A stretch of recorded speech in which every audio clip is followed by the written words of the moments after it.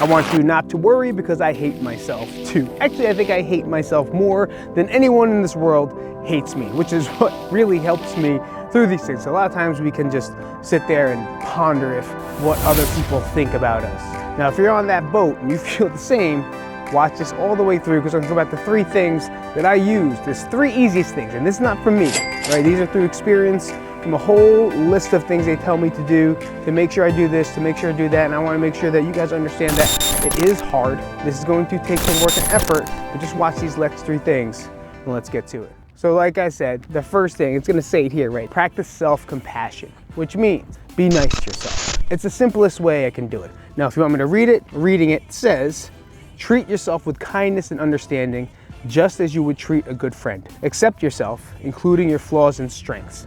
Be kind, right? We're kind to everyone. I'm sure if there's a person in the street that kind of looks like they're having a hard time, you would give them $5, right? But you wouldn't give yourself $1. It's pretty simple, because it's easier to give and be kinder to other people, but we always forget about who? Ourselves. You know, there's that big one that's been going around all over, and that's put your own mask on first.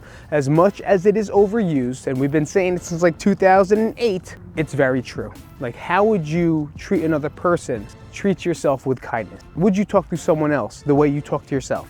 Like, think about all the crappy things that you say to yourself, and I have thousands, right? Growing up, I was fat, I was bullied, right? Or normal life, right? Normal life in the 80s.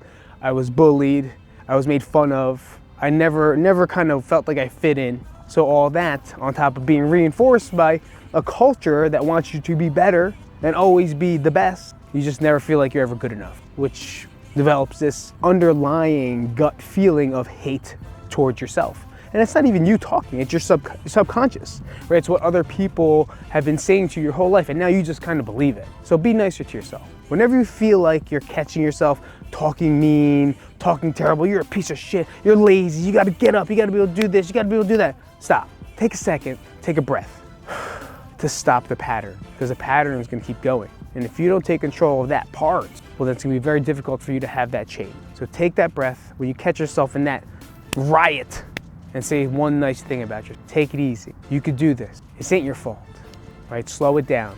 Less angry, more compassion. Let's move to number 2, shall we? Pretty simple, because number 2 is kind of what we were talking about. Number 1 is challenge negative thoughts. What's that mean? Let's get to the board here. Challenge negative thoughts. Be aware of negative self-talk and challenge these thoughts. Ask yourself, if you were to say these things to someone else, I can't read.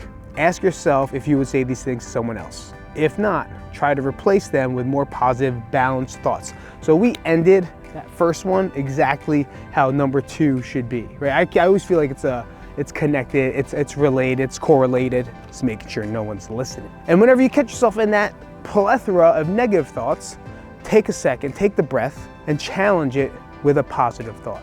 Challenge it with something that you did right. Challenge it with something that you are proud of, right? Catch that, hold on, there's a car coming, and it's right there, and now it's going away. Challenge that pattern, right? Stop that pattern, challenge it. Take a second, take a moment, and then replace it. Find something nice to say. If it even works for me, it's like sometimes I don't have a lot of nice things to say about myself. I lie to myself, but also I have a list of things that I will say to myself when I'm doing it. Right? It's like, you're in shape, you work, you're a hard worker, you can get through things, you're very resilient. Like, I have this go-to list of positive things that I say to myself whenever I catch myself in that flow of negativity. All right, so let's shorten up that one. Let's move to number 3. Number 3, seek support. Me, you, support. Find a friend, find a therapist. Let's see what it says. Talk to friends or family who are supportive, or consider seeking professional help like a therapist. This can provide you with a safe space to express your feelings and get guidance on how to manage and overcome them. Airplane. Let's go into the strip, which is that way. So find that friend, find that person, that support, a group, a call. Community makes you heal.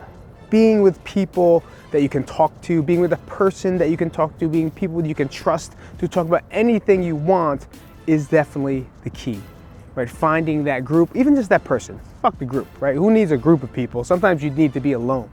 But you also do need to communicate with someone on how some thoughts are. Maybe you're going through something and you really don't have anyone to talk to and can't trust. So now you get it all japped up in your head and now you're stuck. And all you're gonna do is really hate yourself and talk more about what it is that, it's another car, it's right there.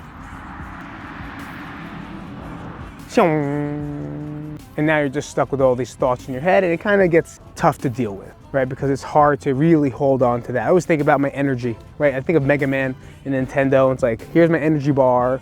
And then by me holding on to all these thoughts and all these negative things, I'm kind of lowering my energy bar, and now I don't have this much to work with. And at some point, if I don't release it through breathing, meditation, talking, therapy, exercise, then it just gets shorter and shorter. Now I only have this much energy and now I'm depressed. So it's just a good way to think about that. And we're gonna talk about that in the next video, but check out this playlist that YouTube thinks that you should watch.